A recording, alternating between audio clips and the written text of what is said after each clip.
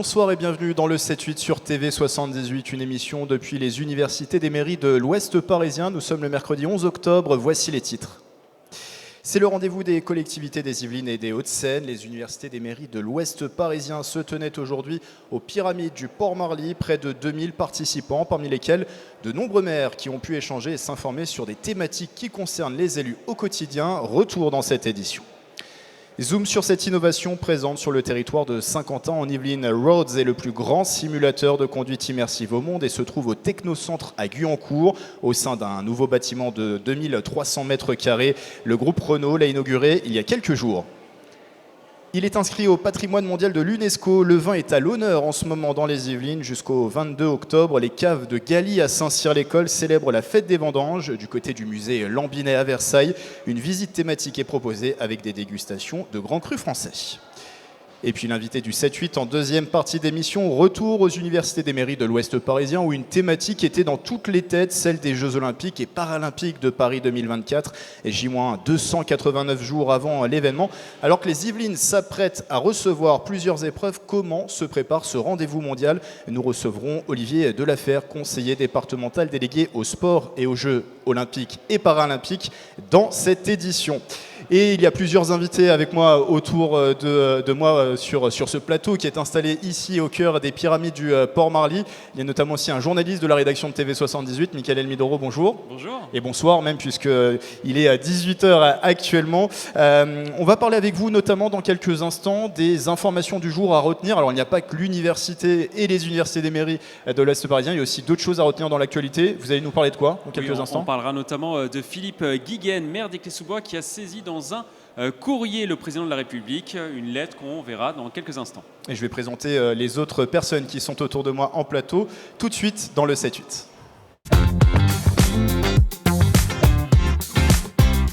Et je vous le disais, TV78 s'est délocalisé aujourd'hui aux Pyramides du Port-Marly à l'occasion des universités des mairies de l'Ouest parisien. C'était donc toute la journée ici.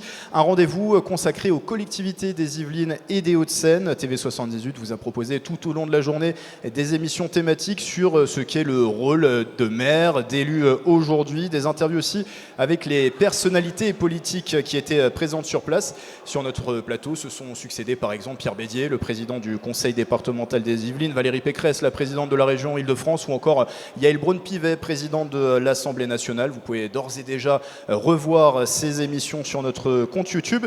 Et une opération pour laquelle TV78 s'était associée à Sciences Po Saint-Germain-en-Laye. Des étudiants nous ont accompagnés tout au long de la journée pour alimenter nos fils sur les réseaux sociaux. Alors il y en a 3 qui sont avec nous en plateau, je vais les présenter. Il y a Nadège Antoniali. Bonsoir. Bonsoir Nadège. Il y a Jean-Tuan Magnin, donc sur ma gauche mais à droite. Bonsoir. Bonsoir. Et il y a également Alexandre Perrault. Bonsoir. Bonsoir. Alors vous avez assisté, vous 3, à des tables rondes aujourd'hui et vous allez nous rendre compte de ces tables rondes, ce à quoi vous avez pu assister aujourd'hui, les thématiques que vous avez pu aborder aujourd'hui. Alors Nadège, on va commencer avec vous. Vous avez-vous assisté à une table ronde sur les violences infantiles, c'est bien ça ? Effectivement, j'ai bien assisté à cette table ronde et j'aimerais commencer par souligner l'importance en fait de ces lieux d'échange et de formation, de sensibilisation des élus, parce que c'est une question qui est importante parce qu'elle touche gravement et durablement les enfants et que les élus peuvent se saisir de ces questions-là. Vous avez pu rencontrer qui sur cette thématique, assister à quels échanges ? Alors, il y a eu différents intervenants. J'ai pu échanger avec certains d'entre eux, notamment Virginie Redureau, qui est adjointe à la Maison de confiance et de protection des familles des Yvelines, ou encore Jérôme Delacroix-Luy, qui est enquêteur à la brigade des mineurs de la police de l'unité départementale à la protection des familles. Donc ça, c'était donc pour la thématique sur les violences infantiles. De l'autre côté, pour vous, messieurs Jean-Tuan et Alexandre, vous avez pu vous assister à une table ronde sur la thématique de l'urbanisme. Dites-nous tout. Exactement, alors je rejoins exactement les propos de Nadège sur la question. Alors je pense que c'est, en tant qu'étudiant, c'est super important aussi pour nous de pouvoir assister à ce genre de réunion, notamment aussi pour prendre conscience de tout l'écosystème local. Quelles sont les préoccupations des maires? Comment les parlementaires, on a pu rencontrer Sophie Primat qui a également débattu sur la question de l'urbanisme et de l'articulation avec le cadre législatif, de transposer ça au niveau local. Et je pense que c'était aussi un moment intéressant pour nous étudiants, mais aussi pour les maires qui étaient présents sur place.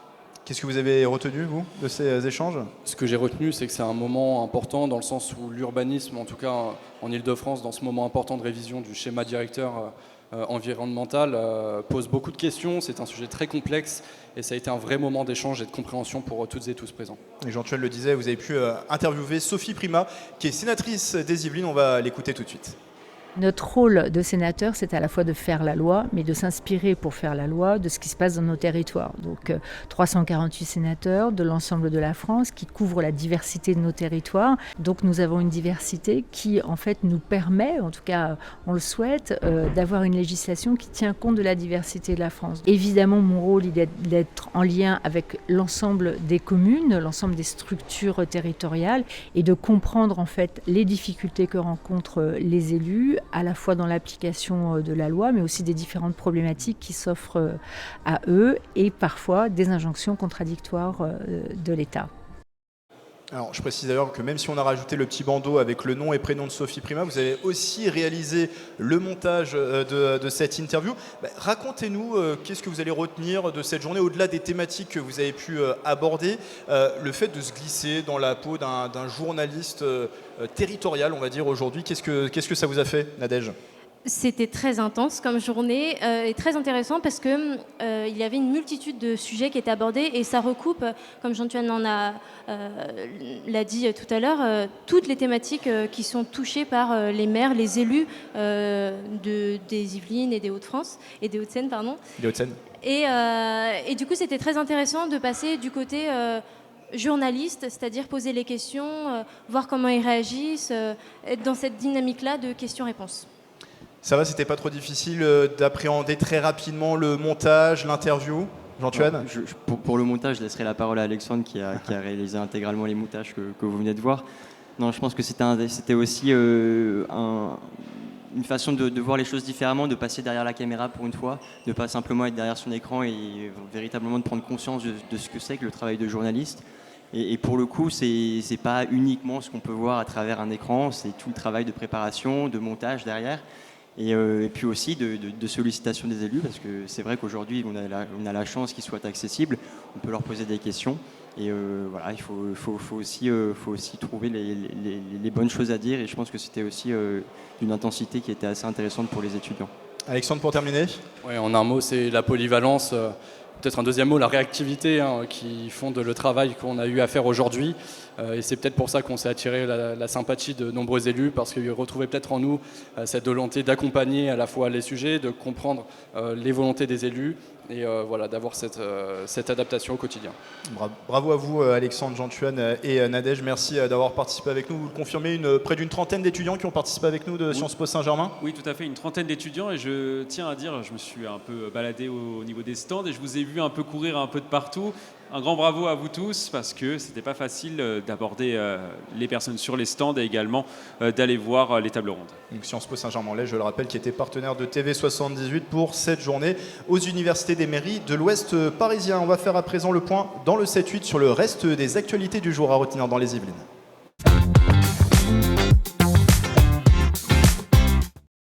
C'est avec vous, Mickaël, et cette édition de l'UMOB 2023 était aussi l'occasion pour certains maires d'interpeller sur des problématiques.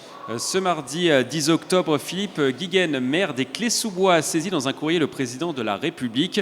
Dans cette lettre, le maire d'hiver droite interpelle Emmanuel Macron sur ses déclarations et les mécanismes des régimes fiscaux qui régissent les collectivités territoriales. Le 24 septembre dernier, le président avait déclaré lors d'une interview sur TF1 et France 2 que l'augmentation de la taxe foncière n'était pas décidée par le gouvernement mais les communes, une position inacceptable pour Philippe Guiguen.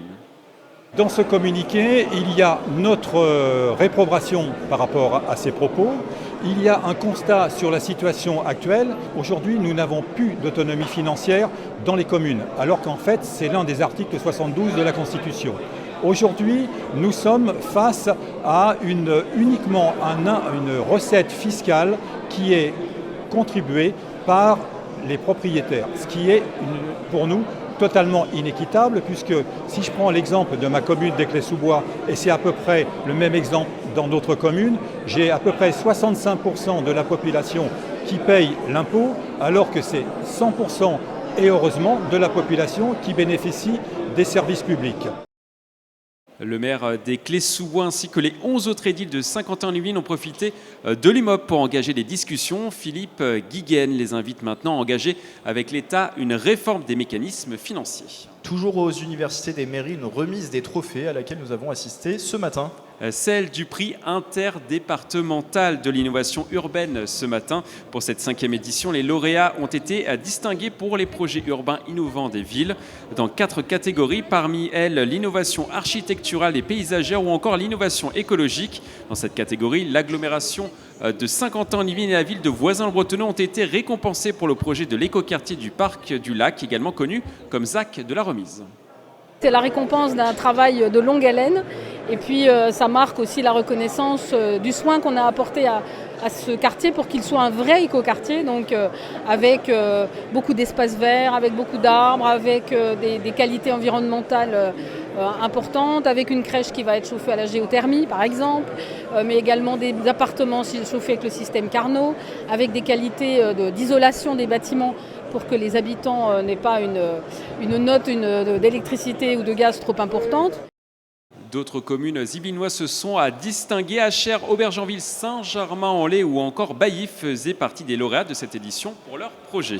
Une information maintenant qui concerne le quartier du Val-Fouré à Mantes-la-Jolie. Et plus précisément, la mairie annexe de la ville qui va s'installer dans les locaux de la Caisse d'allocation familiale du Val-Fouré, à 2 pas de l'ancienne mairie incendiée pendant les émeutes fin juin. Jusque-là, la mairie annexe avait établi domicile à l'hôtel de ville, mais pour assurer un service de proximité et réduire les déplacements des habitants, une nouvelle délocalisation était nécessaire. Pour l'heure, quelques travaux minimes restent à faire. La mairie annexe devrait investir ses nouveaux locaux le 2 novembre prochain.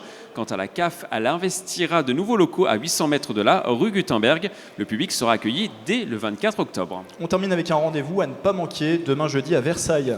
Effectivement, je m'emmène un petit peu dans mes fiches, je vais y arriver. La ville organise un salon dédié à l'emploi et à l'entrepreneuriat des femmes. L'objectif, faire rencontrer une trentaine d'entreprises et d'associations qui ont des postes à pourvoir avec des femmes à la recherche d'un emploi en reconversion ou en création d'entreprise. Ce salon est organisé par la ville de Versailles en collaboration avec l'APEC, l'association pour l'emploi des cadres, Pôle emploi ou encore la ville du Chénéreau-Cancourt. L'année dernière, le rendez-vous avait rassemblé 362 femmes. Si vous êtes intéressé, rendez-vous le 12 octobre dès 9h à l'hôtel de ville de Versailles. Merci Mickaël pour ces informations et comme d'habitude, si vous aussi vous êtes témoin d'une information qui vous fait réagir dans les Yvelines, n'hésitez pas à la partager sur les réseaux sociaux en utilisant le hashtag 78news.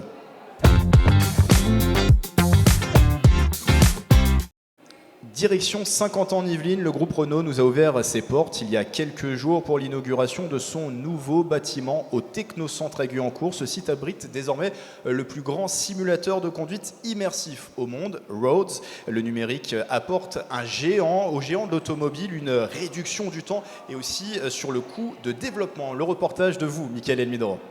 Ça va être, on va tester des concepts de son siège, je ne sais plus bien ce qu'il a fait. C'est le plus grand simulateur de ce type au monde. Le Technocentre Renault a ouvert depuis le printemps dernier Roads, un bâtiment de 2300 m² qui regroupe plusieurs espaces de simulation. Roads, c'est un simulateur de conduite. Ça veut dire que c'est un système qui nous permet de tester les voitures dans des conditions réelles, avant que les voitures existent, et qui vont permettre de simuler le fonctionnement de la voiture en conditions réelles, avec un système d'écran qui permet de projeter une scène, donc une configuration, une route en conditions réelles, et vous allez tester des comportements routiers. Ce concentré de technologie permet de réduire les coûts de 50% tout en gagnant du temps. Grâce à l'immersion, Renault mobilise moins de personnes sur le terrain pour les tests. L'entreprise produit moins de prototypes et développe des véhicules fiables en série. L'objectif, c'est d'abord d'améliorer la vitesse de développement, d'améliorer la qualité des prestations qu'on va donner à nos clients et également de pouvoir tester en toute sécurité des conditions, je dirais, extrêmes.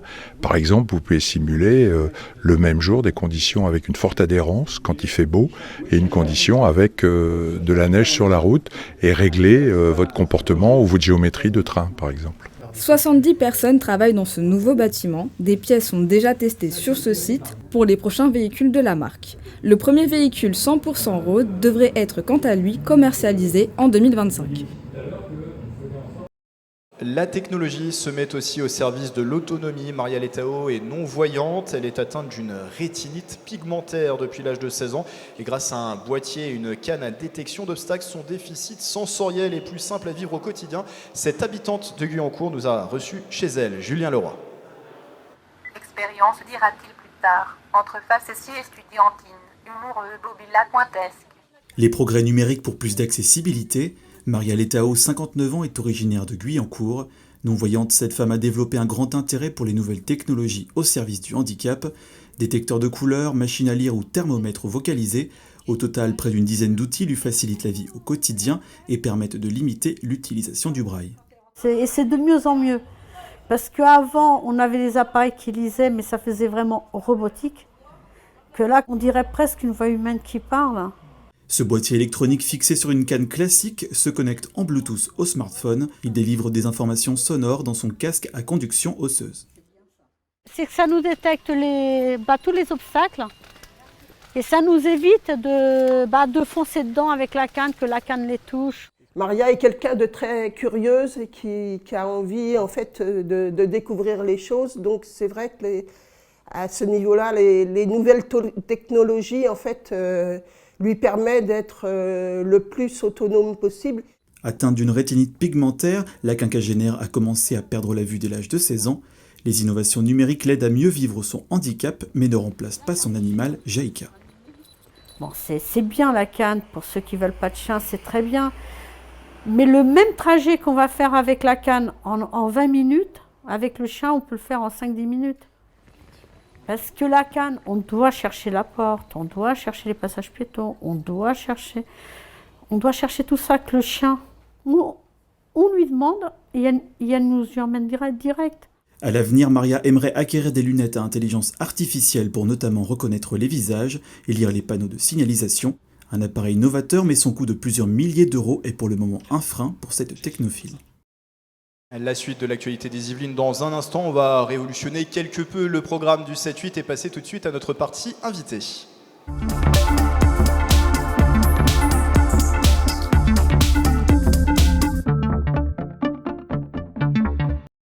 Le 7-8 qui se délocalise, je vous le rappelle, aujourd'hui aux universités des mairies de l'Ouest parisien qui se sont tenues aux Pyramides du Port-Marly. Alors, parmi les thématiques abordées aujourd'hui, forcément une qui est dans toutes les têtes des élus, celle des Jeux Olympiques et Paralympiques de Paris 2024, qui donc s'approche désormais avec plusieurs épreuves dans les Yvelines. Et on va en parler avec notre invité qui nous a rejoint sur le plateau, c'est Olivier Delafère. Bonsoir. Bonsoir. Alors, vous êtes conseiller départemental des Yvelines, délégué au sport et aux Jeux Olympiques et Paralympiques, c'est très important de le préciser. Je présente une autre personne qui est venue en plateau avec nous, c'est Jules Marie. Bonsoir Jules. Alors vous êtes aussi étudiant à Sciences Po Saint-Germain-en-Laye, tout à fait, comme vos autres camarades qui étaient avec nous tout à l'heure. Et vous avez d'ailleurs, vous suivi un peu plus les sujets liés aux Jeux Olympiques, c'est ça aujourd'hui, au sport dans les Yvelines? C'est ça, j'ai pu suivre la table ronde auquel monsieur a participé et auquel d'autres intervenants ont participé, ainsi que des interventions extérieures, notamment d'adjoints au maire ou d'habitants de communes des Yvelines. Alors une première question, dites-nous quel est l'engouement? Là on est désormais, alors il y a encore beaucoup de jours avant les Jeux Olympiques, 289, mais voilà, c'est moins d'un an désormais pour ces Jeux Olympiques et Paralympiques de Paris 2024. Mais je crois que oui, effectivement, on sent quand même l'engouement démarrer.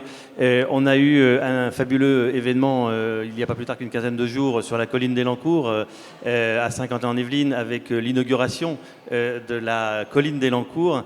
Et c'était un premier test. Je crois que c'était la démonstration un petit peu, ou la finalité de tout le travail qu'on a pu avoir avec toutes les collectivités, avec tous les acteurs du sport pendant maintenant plusieurs années pour préparer les Jeux. Et ça y est, je crois qu'on arrive dans le concret. Donc on voit les jeux arriver. On est encore dans l'organisation, on a encore un certain nombre de réunions, mais on voit le concret arriver et on voit l'engouement quand même aussi arriver, où on a vu finalement tous ces spectateurs qui sont venus aussi pour la première fois sur la colline d'Élancourt. Je crois que ça a été révélateur aussi peut-être du démarrage des Jeux dans les Yvelines. Oui, j'en profite puisque vous parlez de ce test event qui a eu lieu sur la colline d'Élancourt. Côté sportif, ça a été une réussite. On a eu une double victoire française. Côté organisation, quel est le bilan que vous dressez? Alors, c'était l'objectif, c'était de voir comment justement on pouvait gérer les flux, comment on allait accueillir toutes les personnes qui arrivaient sur la colline. Ça s'est plutôt bien passé. De cet aspect-là, je crois que c'était plutôt une réussite. Et je crois que la réussite aussi qui a été forte de cette colline, c'est l'avis aussi des participants, enfin des athlètes, qui ont trouvé le parcours très technique, mais à la fois somptueux. Et je crois que cette colline, où on ne donnait pas grand-chose encore il y a quelques années pour cette colline, est devenue vraiment une réussite sportive. Et je pense que ça deviendra demain un site emblématique des Yvelines pour le sport. Mickaël ? Juste pour préciser, 3000 spectateurs sur le test event à Elancourt, 5000 personnes sur site parce qu'il faut compter les médias, l'organisation, les bénévoles et les spectateurs. Donc 5000 personnes sur site pendant ce test event. Il y en aura 3 fois plus lors des Jeux Olympiques de 2024. Donc qui ont marqué la fin d'une première phase de travaux, on peut le dire, sur la colline d'Elancourt. Côté travaux, il y a aussi le site d'équitation au sein du château de Versailles, du parc du château de Versailles. On en est où concrètement aujourd'hui? Alors, les travaux aussi... Là, c'est pas visible par contre pour l'instant. Pardon ? C'est pas visible pour l'instant. C'est pas encore visible parce qu'effectivement, tout ce qui est gradin et tout ce qui va être pour le concours hippique et pour le dressage n'est pas monté. Mais on a commencé à faire le parcours du concours complet qui va être dans le château. Il y a eu des tests qui ont été faits aussi cet été dans le château justement pour tester le parcours. Il y a 2 passages sur le Grand Canal, donc ça va être aussi assez fabuleux en termes d'image, en termes de spectacle aussi. Ce qui est sympa en fait dans ces sports de nature comme le VTT, c'est qu'en fait aussi on est dehors et tout le monde va pouvoir bouger sur l'événement pour aller voir les obstacles, les différents obstacles. Ça va être des sports très actifs et à la fois très, très dynamiques aussi, puisqu'il y aura justement cette facilité de pouvoir aussi aller voir et se déplacer. Mais je pense que sincèrement les travaux avancent bien et je pense que sincèrement on aura encore de très beaux jeux aussi à Versailles dans le parc du château de Versailles. Juste avant que Jules puisse vous poser une question, justement, quel est le rôle du conseil départemental dans la préparation de ces Jeux Olympiques et Paralympiques, là, en ce moment? Déjà, le premier, j'ai envie de dire, c'est qu'on était un financeur. Le département est le partenaire des collectivités et de toutes les communes. Et effectivement, on a soutenu tous les projets dans les communes d'abord olympiques, notamment à Saint-Quentin-en-Yvelines, puisqu'on a soutenu à plus de 7 millions d'euros le projet de la colline d'Elancourt. On a soutenu effectivement, ça c'était avant, j'ai envie de dire, mais on a soutenu aussi la construction du vélodrome, l'accompagnement également du golf national. Donc on a été vraiment un partenaire financier, je pense aussi dans l'aménagement olympique des Yvelines.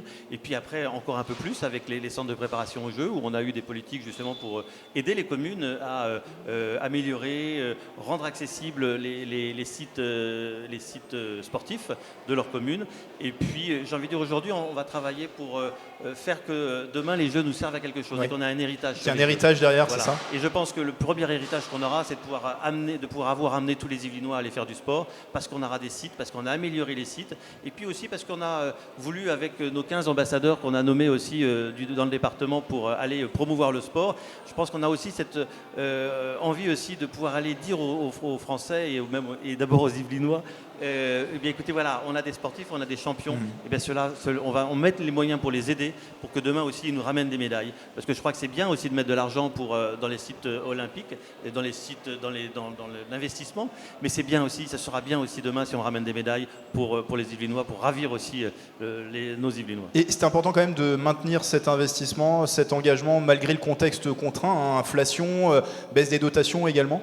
J'ai pas dit qu'on pourrait peut-être continuer après 2025, mais au moins ce qu'on aura pu faire avant les Jeux, et puis encore une fois, la dynamique qu'on a su créer grâce aux Jeux Olympiques. Parce que finalement, grâce aux Jeux Olympiques, on a réussi à changer un peu nos façons de travailler. On a rendu le sport très visible. On s'est rendu compte que le sport était aussi important parce que finalement ça touche un peu tous les publics, le sport, et on s'est attelé nous au département à le faire aussi auprès de nos publics prioritaires, que sont les personnes handicapées, que sont les personnes âgées, que sont les personnes en insertion, mais qui sont aussi nos collégiens, parce que le département agit aussi pour les collèges, et donc on essaie vraiment de travailler pour nos publics et faire que demain tous ces gens-là puissent aller faire du sport. Et donc nos collégiens, ils ont un pass plus, ils vont pouvoir aller faire du sport avec 80 € et essayer des nouveaux sports. Et bien tant mieux. Et puis nos personnes handicapées, on les aide aussi à trouver des structures pour pouvoir aller faire du sport et développer des clubs, et on donne des moyens aux clubs pour développer des équipes parasport. Voilà, j'ai envie de dire, c'est toutes ces petites missions qu'on a réussi aussi à créer grâce à l'engouement des JO. je pense que c'est toutes ces petites missions qui vont faire que demain, bien justement, on aura pu valoriser le sport pour que demain, on ait encore plus de personnes pour aller faire du sport. Alors la parole à Jules-Marie, étudiant à Sciences Po Saint-Germain. Merci. Alors pour rebondir sur la question de l'héritage justement que les JO pourront donner aux départements, aux Yvelinois et notamment aux personnes en situation de handicap que vous avez évoquées ou les personnes prioritaires de manière plus générale. Vous avez évoqué pendant la table ronde l'impulsion que peut donner les JO dans l'investissement des communes, notamment dans des infrastructures, mais aussi l'investissement qu'elles peuvent avoir dans le champ du handicap qui est saisi, mais peut-être pas assez, peut-être jamais assez. Quel sera l'héritage des JO sur ces sujets-là, et comment le département peut accompagner justement les communes sur le temps long avec justement cette impulsion des JO qu'on espère qui sera sur le temps long. Ce que j'ai voulu faire, moi, c'est déjà d'arrêter un peu les subventions systématiques qu'on pouvait donner à tous les clubs. Et du coup, de retravailler des projets avec les clubs. Et donc, on s'est mis autour de la table avec tous les acteurs, les comités départementaux, les communes, les clubs, les fédérations, pour essayer de voir comment on pouvait avancer aussi ensemble. Et je pense que c'était ça aussi la base, c'était de savoir travailler ensemble et essayer de trouver des solutions. Et moi, ce que j'ai aussi demandé, c'est, on va voir les Jeux paralympiques, il faut qu'on sache travailler aussi sur le handicap et qu'on sache faire des choses aussi et proposer des solutions sur le handicap. Et donc déjà, on va aider tous les clubs à créer des équipes parasport dans leur club. C'est un moyen financier supplémentaire qu'on va pouvoir leur apporter. On va aider aussi les athlètes paralympiques, les athlètes parasport, pour aussi pouvoir faire du sport. Permettre aussi aux clubs d'acheter du matériel, parce que ça coûte cher d'acheter des fauteuils, parce que ça coûte cher d'acheter du matériel. Voilà. Ça, c'est une dynamique qu'on a lancée dans le territoire yvelinois. Et puis, il y a quelque chose aussi qui est important, c'est qu'on va aussi accueillir dans les Yvelines, et ça, c'est vraiment une spécificité yvelinoise, d'accueillir l'ISPC, l'Institut de santé parasport connecté. Qui sera une sorte d'INSEP de l'handisport, finalement. C'est exactement ça. Et en fait, ça va être l'idée, c'est de donner des outils à toutes les personnes handicapées pour aller faire du sport. Donc, c'est une prothèse, donc c'est un équipement, c'est un fauteuil, voilà. C'est trouver la solution pour que chaque personne handicapée puisse aller faire du sport. Et ça sera dans les Yvelines. Ça, c'est pour moi quelque chose de magique. Et bien ça fait partie de l'héritage, pour moi, yvelinois, demain, après les JO. Et on le rappelle pour terminer, plusieurs sites olympiques, le Vélodrome national à Saint-Quentin-en-Yvelines, le stadium de BMX toujours à Saint-Quentin-en-Yvelines, comme le golf national, la colline d'Elancourt, le château de Versailles. Il y a aussi le tracé des épreuves de cyclisme sur route qui passe par les Yvelines et du marathon également. Toute dernière question très rapidement, mais qu'est-ce qui fait la popularité des Yvelines? Qu'est-ce qui fait que les Yvelines aient été choisies pour autant de disciplines, accueillir autant de disciplines? Vous savez, il y a une chose qui est très amusante, mais regardez le Paris-Nice et le Tour de France, ils veulent terminer, ou alors le Paris-Nice démarrer et le Tour de France terminé par les Yvelines. Je crois que les Yvelines offrent quelque chose aussi d'assez exceptionnel. En fait, on a un territoire, une chance qu'on oublie de regarder parfois, mais finalement, vous avez dans les Yvelines un peu tout. Vous avez un fleuve, vous avez des forêts, vous avez des nivelés. Effectivement, c'est plus intéressant quand on peut avoir un peu de difficulté aussi dans des courses. Et finalement, si le Paris-Versailles vient jusqu'à Versailles, c'est bien parce qu'il y a une côte qui est un peu compliquée. Si le vélo se plaît à aller aussi dans la vallée de Chevreuse, c'est parce qu'il y a aussi quelques complexités sportives. Et puis, on a un atout aussi supplémentaire que personne n'a, c'est on a aussi ce patrimoine colossal et magnifique que l'on peut avoir dans les Yvelines, que ce soit Saint-Germain, Poissy, Versailles, Rambouillet, enfin je ne vais pas tous les citer parce qu'on en a un peu partout, mais ce qui fait aussi qu'on va pouvoir offrir au monde des images fabuleuses. Et je crois que ça va être ça aussi la force des Yvelines demain, c'est de pouvoir à la fois démontrer notre capacité à développer le sport, à développer des infrastructures, avoir des infrastructures structurantes aussi sur le territoire, et puis avoir aussi, j'ai envie de dire, quelque chose de beau à présenter aux Français, mais aussi au monde entier. Merci Olivier Delafère, conseiller départemental délégué aux Jeux Olympiques et Paralympiques, également délégué au sport. Merci aussi à Jules pour sa question. Et merci à vous également, Mickaël. Elmi Doro, la suite du 7-8 dans l'un des sites les plus emblématiques du département, c'est le Zoo Safari de Thoiry. Et pour notre rubrique Les animaux du 7-8, cette semaine, nous mettons à l'honneur les animaux sauvages de ce site yvelinois. Antoine Maquet, qui est soigneur, nous présente les deux nouveaux lionceaux, Sana et Sarabi.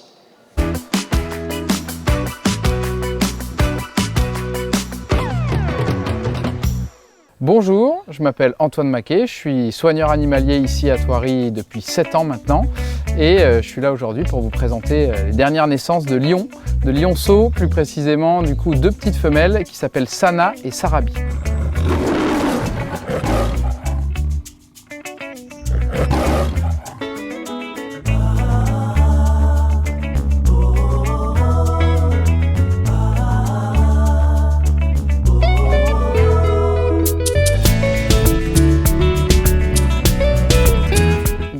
lions se reproduisent très bien en captivité. Il y a beaucoup de parcs à travers la France et l'Europe en général qui ont des lions et qui les reproduisent. Donc c'est des animaux qui se reproduisent très bien en captivité.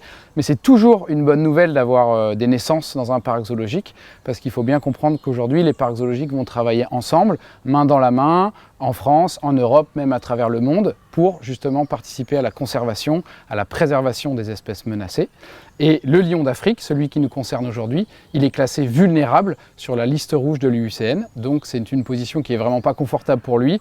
En Afrique, dans ses pays d'origine, il va subir beaucoup de pression, notamment bien sûr, principalement à cause de l'homme. Il va être chassé, tué, braconné, et donc avoir des naissances en parc zoologique, ça va participer justement à préserver cette espèce qu'on pourra éventuellement un jour réintroduire. Tout est un peu possible. Alors pour l'instant, c'est sûr qu'on va les garder ici à Thoiry avec leur maman. Ils ont besoin d'elles. Elles vont probablement grandir ici. Et puis éventuellement, un jour, elles partiront vers un autre parc zoologique parce que les animaux sauvages qu'on a ici à Thoiry, en fait, ne nous appartiennent pas vraiment. Ils font partie d'un programme d'élevage européen qu'on va gérer, comme son nom l'indique, au niveau européen. Et là, il y a une personne qui va décider des arrivées et des départs des animaux pour assurer un patrimoine génétique le plus intéressant possible pour l'espèce. Donc ces deux femelles pourront éventuellement partir vers un autre mâle reproducteur pour, comme vous le disiez, assurer un brassage génétique intéressant. Les petits, alors ils vont être un petit peu plus actifs que les parents, hein, c'est bien connu, les bébés ils vont jouer, ils vont découvrir la vie, ils vont tourner dans le grand enclos qu'ils ont ici à disposition à Thoiry. Et puis rapidement ils vont grandir et ils vont adopter le même rythme que leurs parents. Pour l'instant ils tètent et puis petit à petit ils vont se mettre à grignoter un peu la ration de leur maman et jusqu'à un moment donné on va vraiment leur distribuer une vraie ration rien que pour eux.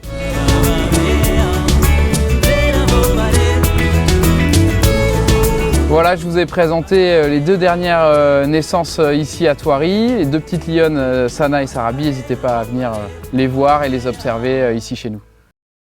Jusqu'au 22 octobre, la cave de Galie à Saint-Cyr-l'École célèbre le vin avec les fêtes des vendanges. À Versailles, c'est le musée Lambinet qui propose aux visiteurs une visite tout en dégustant de grandes cuvées françaises. Le vin qui est à l'honneur dans les Yvelines, c'est un reportage de Gabriel Gontier. Et si les Yvelines aussi étaient une terre de vin? Alors que les vendanges battent leur plein à Saint-Cyr-l'École, la cave de Galie propose jusqu'au 22 octobre la fête des vendanges au programme découverte et dégustation. L'opération de la fête des vendanges est destinée à nous caler sur la période des vendanges qui a lieu dès la mi à fin août jusqu'à en général mi à fin septembre. Et en quelque sorte de mettre en place une opération de foire au vin. L'idée justement est de dénicher des étiquettes qui sortent un petit peu du lot. Parmi ces vins, de nombreuses cuvées pour tous les goûts, blanc, rosé ou rouge, près de 400 références régulièrement renouvelées sont proposées pour tous les budgets. Il ne vous reste plus qu'à déguster. Et si sa saveur est parfois imprévisible, les lieux de dégustation peuvent également réserver quelques surprises. Vous voyez que c'est un petit peu doré, comme en réalité la pierre blanche, elle est pas tout à fait blanche. À Versailles, le musée Lambinet propose des soirées art et vin, une visite sensorielle où l'histoire du vin se mêle à celle de l'art, une sélection qui demande donc une attention particulière. Je l'ai choisi un peu comme un repas, c'est-à-dire il y a une trame. Là par exemple, on va déguster plutôt des vins qu'on buvait à la Belle Époque. En général, le premier vin, c'est un vin effervescent pour éveiller, donc qui s'appelle un champagne, pour accueillir les gens, et puis il y a beaucoup d'histoires sur le champagne. Et puis après, un vin blanc, un vin rosé, un vin rouge et un vin doux.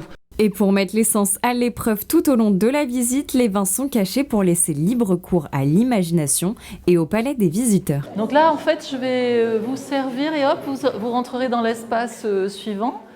Un vin d'Alsace pour commencer et pour profiter pleinement du vin, quoi de mieux que de contempler les œuvres qui ont inspiré leur sélection. Allier les deux, ça permet notamment à des personnes qui ne sont pas forcément familiers en fait, du monde des musées, de l'art, mais qui aiment le vin, de se rendre au musée. Donc l'idée aussi c'est de capter un public de non-habitués et aussi de proposer un autre regard pour les personnes qui connaissent bien en fait, les collections du musée et qui ont envie tout simplement plutôt de découvrir les vins. Ça va dans les deux sens. L'occasion unique de mettre à l'honneur le savoir-faire viticole français tout en trinquant avec Madame Lambinet.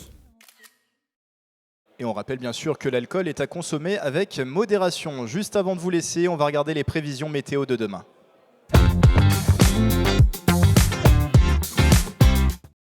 Demain jeudi, la météo est toujours plus estivale qu'automnale dans les Yvelines. Des éclaircies dans votre ciel yvelinois demain matin avec 17 degrés à Versailles et Mantes-la-Jolie, 16 degrés à Houdan, 15 à Rambouillet. Dans l'après-midi, le temps se gâte avec un ciel nuageux. Côté température, prévoyez 23 degrés dans le secteur centre des Yvelines. Alors plutôt 21 et 22 degrés même. Et vous voyez 22 degrés à Mantes-la-Jolie et 21 degrés du côté de Rambouillet. Et demain, jeudi 12 octobre, nous fêterons les Wilfried. Voilà, c'est la fin de ce 7-8. Merci de nous avoir suivis. Je vous le rappelle, le 7-8 était enregistré aujourd'hui depuis les universités des mairies de l'Ouest parisien. L'événement se tenait aux Pyramides de Port-Marly. Demain jeudi, nouvelle édition du 7-8. Retour dans notre plateau traditionnel. D'ici là, passez une très belle soirée sur TV78.